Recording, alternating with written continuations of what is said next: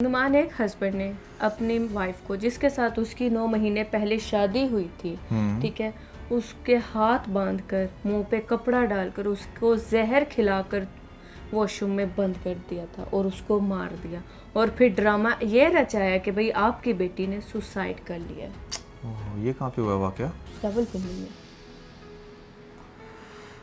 बड़ी अफसोस की बात है कि आजकल ये इस तरह की इतनी सारी अटैम्प्ट्स हो रही हैं, और ये तो अटैम्प्ट नहीं है, तो सीधा सीधा मर्डर है।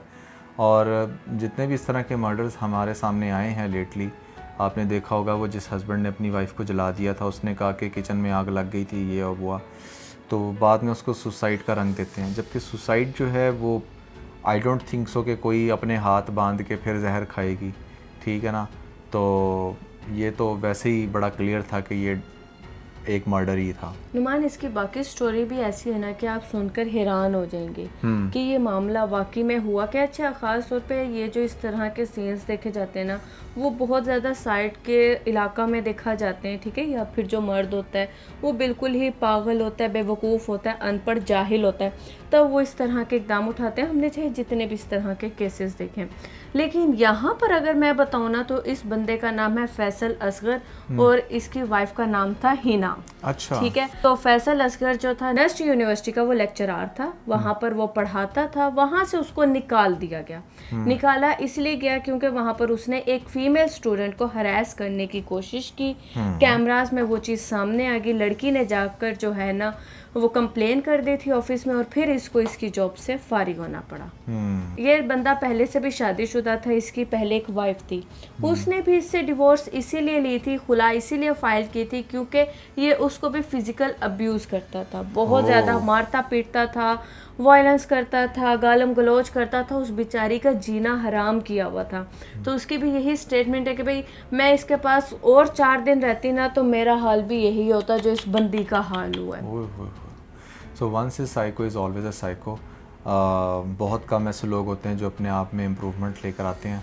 और अगर एक इंसान जो स्पेशली दूसरी शादी कर रहा है, so you need to really make sure कि उसकी फ़र्स्ट वाइफ बहुत सारे एलिगेशंस लगा रही है तो आप ले सकते हो रिस्क, लेकिन अगर उसने स्पेसिफिकली वायलेंस का एलिगेशन लगाया ना कि दैट वाज द रीज़न कि उसने एस्केप किया, तो you need to think twice before giving your daughter to that person. के उन लोगों को नहीं पता था अच्छा कि ये मैरिड है या इसको यूनिवर्सिटी से किस वजह से निकाला गया। देखिए, ये वही तो चीज़ है ना, जब भी कभी रिश्ते की बात होती है हमारी सोसाइटी में, तो आपने देखा होगा कि एक बड़ा ट्रेंड है आम सा कि कहते हैं अच्छा पता लगवाएं लड़के का या लड़की का पता लगवाएं। वो पता लगवाना ही इसलिए ज़रूरी होता है कि आप पता लगवाएं कि लड़के की एक्टिविटीज़ क्या हैं। आजकल क्या है ना कि वो बस एआई से रिश्ता प्रोफाइल देखकर और इम्प्रेस होकर रिश्ता दे देते हैं, और मैं बड़ा हैरान होता हूँ कि सम टाइम तो ऐसे रिश्ते भी हो रहे हैं, बल्कि निकाह हो रहे हैं कि लड़के मुल्क से बाहर हैं और ऑनलाइन ही वीडियो के ज़रिए निकाह हो रहा है। भाई आपको क्या पता वो लड़के की क्या एक्टिविटीज़ हैं, वो किसी ड्रग्स में मुलव्वस है, वो बहुत ज़्यादा वायलेंस करता है, या उसके कुछ अफेयर्स हैं। मतलब आप जब तक उस लड़के के साथ कुछ टाइम नहीं गुजारोगे तो कैसे आपको पता चलेगा कि आपको अपनी बेटी उसको देनी भी। असल में लोग ना अपनी बेटियों से इतना तंग आ गए हैं आज के दौर में कि उनको बस लगता है कि अगर इनकी शादी नहीं होगी तो बस ये बड़ा बोझ है। जबकि यार आज के दौर में तो अगर आप सही वे में देखो तो आपकी बेटियां घर रहकर भी कमा सकती हैं, बोझ नहीं बनेंगी आपके लिए, उल्टा आपको सपोर्ट कर सकती हैं। तो शादी से पहले अब तो वो दौर रहा ही नहीं कि जहाँ पर बेटियां बोझ हों।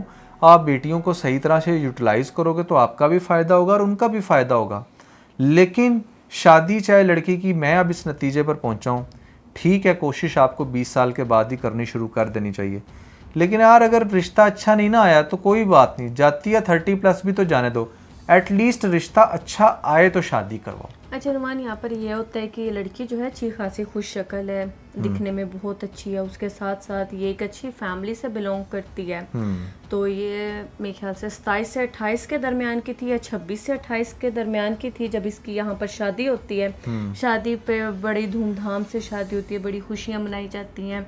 लड़के को पहले ऐसे रिप्रेजेंट किया जाता है कि भाई ये सिंगल था, ठीक है, कंवारा लड़का है, इसकी पहली शादी आपकी बेटी हिना के साथ होने जा रही है। तो कुछ महीने शादी को गुजरते हैं तो इन दोनों में फाइट्स होना शुरू हो जाती हैं। जैसे हनीमून पीरियड निकलता है ना, इनके लाइफ में वो हनीमून पीरियड जल्दी निकल गया था। क्यों? क्योंकि जो इंसान मेंटली तौर पे सिक होता है वो बहुत जल्दी अपनी असल कंडीशन में आ जाता है। तो जैसे इनका हनीमून पीरियड ख़त्म होता है तो वो बंदा बहुत ज़्यादा इसको वायलेंस करता है, गालम गलौज करता है। इसने हिना ने बहुत दफ़ा जाकर अपने पेरेंट्स को, अपने भाई को बताई भी थी ये चीज़, बट वो जैसे उसका वो हटता था सीन, वो दोबारा अपना एक नया रूप धारता था, तो वो आ जाता था मनाने और मना के उसको वापस ले जाता था। और इसी तरह कुछ टाइम चला, इसने 1-2 कंप्लेंट्स घर की, फिर कुछ मामला चलने लग गए। तो एक दिन ऐसा होता है कि इसका भाई को कॉल आती है हिना के कि आपकी बेटी ने खुदकुशी कर लिया। और वो हिना का ससुर जो है उसको कॉल करता है। वो जैसे ही आता है, आकर वॉशरूम में देखता है कि उसकी बहन घर के वॉशरूम में बंद है। जैसे ही वो वॉशरूम खोलता है तो उसका फेस कवर हुआ है, माउथ से झाग और ब्लड निकल रहा है, हाथ उसके बैक साइड पर टाई हुए हैं, और घर में ससुर है, वो है उसका हस्बैंड है, और एक मुलाजिम है। वो ये जैसे ही सब कुछ देखते हैं तो वो पुलिस वालों को जो है जाकर रिपोर्ट फाइल करवाते हैं। वो रिपोर्ट फाइल करवाते हैं, अपनी बेटी, अपनी बहन की जो वो बॉडी है उसको पोस्टमार्टम के लिए भिजवाता है। और यहाँ पर वो एलिगेशन लगाता है अपने जो है उसका बहनोई उस पर, उसके बाप पे और उस मुलाजिम पे जो उस घर में होते हैं, कि इन तीनों ने मिलकर जो है हमारी बेटी को, हमारी बहन को मारा है। हस्बैंड और मुलाजिम तो फ़ौरन से गिरफ्तार हो जाते हैं, लेकिन ससुर जो है वो फरार है। अच्छा, उसको अभी तक फरार नहीं है? पकड़ पा रहे लोग। पहली बात तो वही पे आ जाती है जो मैंने शुरू में ही कही कि अगर एक लड़की ने खुदकुशी करनी भी है तो वो अपने हाथों को बांधकर खुदकुशी करेगी। मतलब आप या फेस पे कवर चढ़ा, फेस पे हाथ बांधकर वो फेस पे कवर चढ़ाएगी, फिर हाथ बांधेगी, फिर उसके मुंह से जहर खाएगी। मतलब ये समझ में नहीं आ रहा। और अगर जहर खा लेगी तो जहर खाने के बाद हाथ कैसे बांधेगी? क्योंकि मोस्टली जितने भी जहर होते हैं ना वो तो इतने फास्ट होते हैं कि वो आपको नहीं इस काबिल छोड़ते कि आप कुछ और कर सको उस दौरान।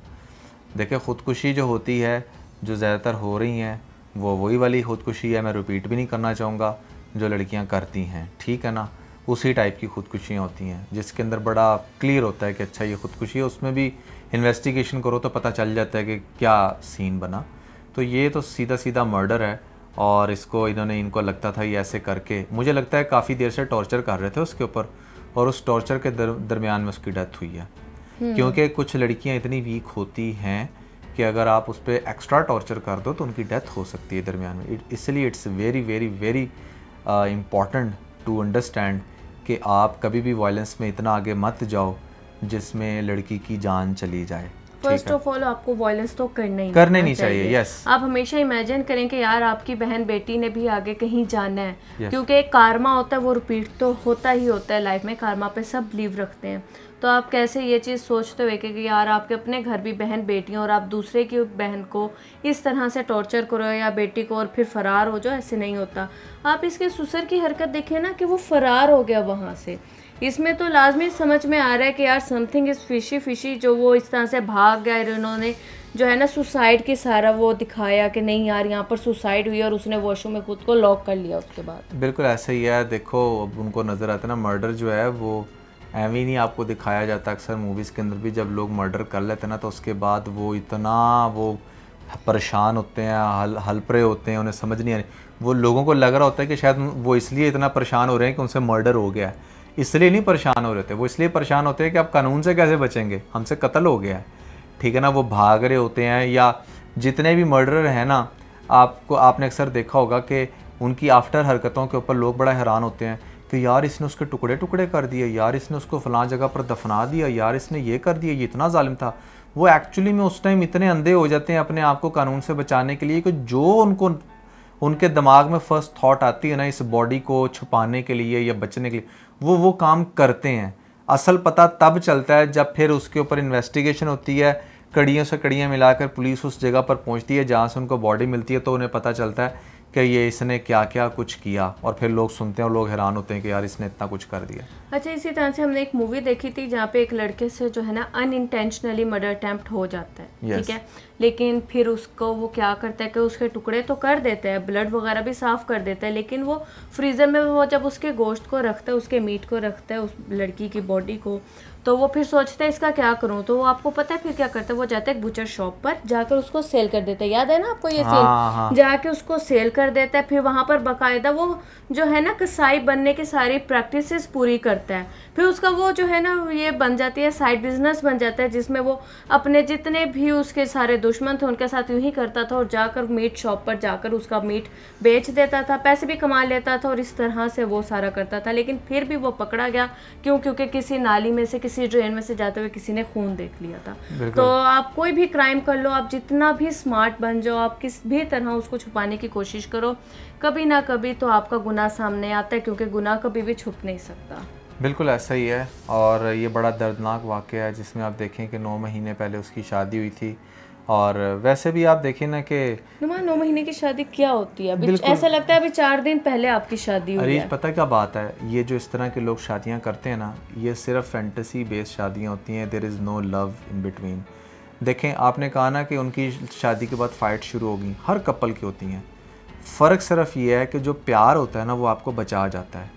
जो अगले के लिए फीलिंग्स होती हैं, या आप कह लें कि कोई भी ऐसी चीज़ जिसकी वजह से आपकी वो शादी रियल हो, सिर्फ एक ही चीज़ पे डिपेंड ना करती हो। अगर आपकी शादी सिर्फ दौलत की बेस पे या सिर्फ दूसरी अट्रैक्शन की बेस पर है, तो मोस्ट लाइकली वो जो लड़ाइयाँ होनी ही होनी है ना, हर सूरत में होनी है, वो नहीं बचाएंगी, वो एस्केलेट करेंगी आपकी लड़ाइयों को। और मोस्ट इम्पॉर्टेंटली दोनों की नेचर जब तक नहीं क्लियर होती एक दूसरे की, आजकल मैं समझता हूँ बड़ा ज़रूरी है, जब भी कोई कपल शादी करने जा रहा है, please for God sake at least 3 months एक दूसरे को टाइम दें, मिलें। बेशक पेरेंट्स की मौजूदगी में मिलें, थोड़ा सा साइड पे होके मिलें, फ़ोन पे डेली बेसिस पर बात करें, ताकि आप समझ तो सकें कि आपका जो पार्टनर है उसके कौन कौन से फेसेस हैं जिनके साथ आपको फेस जो करना पड़ेगा आपको। बहुत सारे केसेस में लड़कियां नहीं इस काबिल हो सकती कि उस टेम्परामेंट को बर्दाश्त करें, और बहुत सारे केसेस में लड़के नहीं होते इतना जो बहुत ज़्यादा किसी लड़की को पैम्पर कर सकें, क्योंकि समहाउ ये दोनों चीज़ें तो चाहिए ही होती हैं। तो मैं बस यही कह रहा था कि नेचर को ऑब्जर्व करके शादी करना बड़ा ज़रूरी है। अगर शादी से पहले भी आपकी लड़ाइयाँ हो रही हैं लेकिन आप लोग रिकवर कर रहे हो ना एक आधे दिन के अंदर भी, तो भी इट्स टोटली फाइन। आपने ये नहीं सोचना कि शादी से पहले जो 2 साल हमारी इंगेजमेंट रही, उन 2 साल में हम 200 दफ़ा लड़े, भाई चाहे 400 दफ़ा लड़े, नो प्रॉब्लम। लेकिन क्या वो जब आप लड़े, आप लोगों ने फ़ौरन से अपने आप को रीयूनाइट कर लिया? किया तो कितनी देर में किया?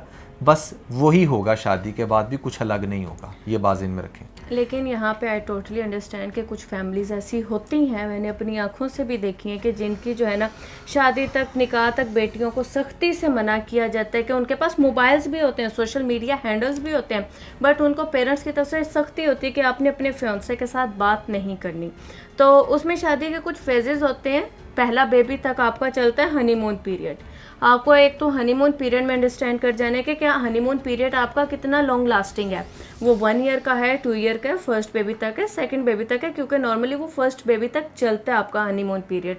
अगर तो कोई शख्स उसी हनीमून पीरियड में ही आपके साथ आकर बहुत ज़्यादा आप पर वायलेंस कर रहा है, आप पर फिजिकल अब्यूज़ करता है, आपको थ्रेट करता है कि मैं तुझे जान से मार दूंगा, मैं तेरा ये कर दूंगा, वो कर दूंगा, तो इमीडिएटली आप उस पर ना कोई रिएक्शन दो। ठीक है, आप अपने 4 बड़ों को बिठाओ, उससे कोई पेपर साइन करवाओ, या कुछ ना कुछ ऐसा करवाओ कि आपके इस सराउंडिंग के लोगों को पता हो, आपकी एक्टिविटीज़ का पता हो कि क्या चल रहा है। उसके बाद आ जाता है आपका अंडरस्टैंडिंग पीरियड, जिसमें अंडरस्टैंडिंग तो बन चुकी होती है, बट कुछ इस तरह के रियलिटीज़ सामने आ रही होती है जो एक दूसरे की आपको नहीं पता होती।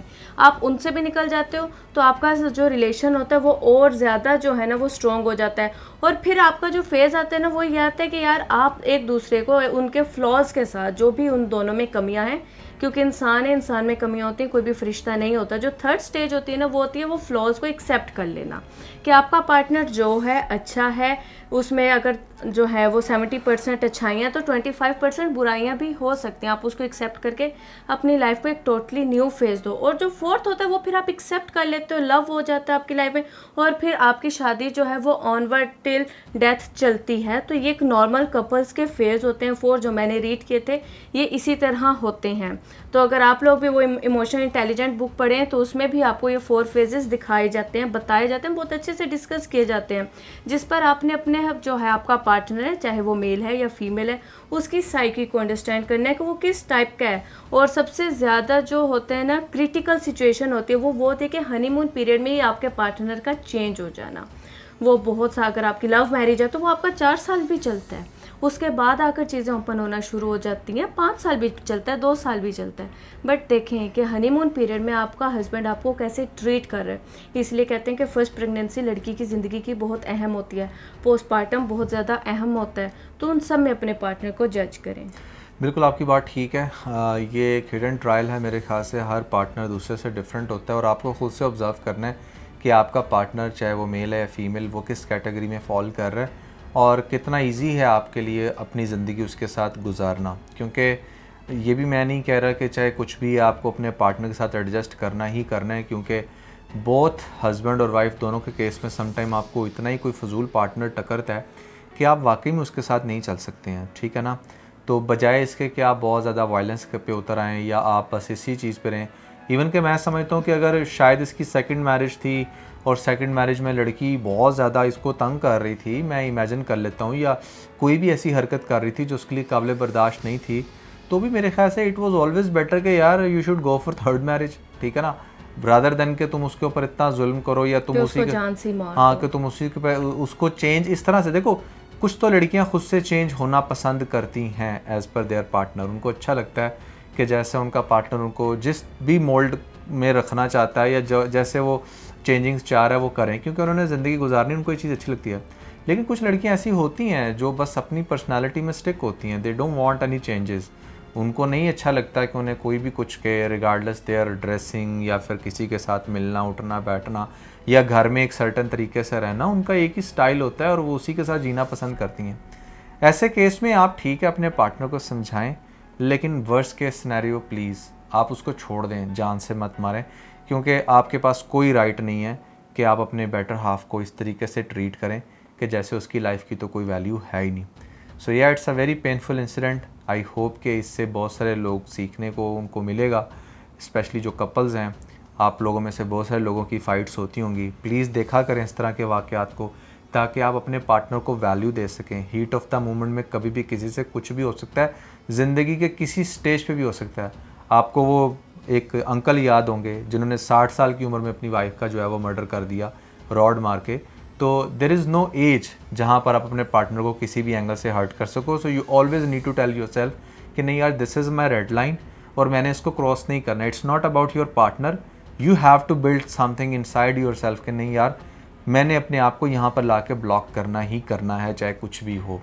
And that's how you will recover. And specially जो रीच ने बुक बताई, जो रीच खुद भी पढ़ रही है, इमोशनल इंटेलिजेंस वाली, it's a fantastic book to read and I believe कि वो भी आपको पढ़नी चाहिए। सो यार that was everything about this video. Believe कि आपने इससे बहुत कुछ सीखा होगा। ना forget to like and share. इसके साथ अपना बहुत सारा ख्याल रखें। खुदा हाफिज़।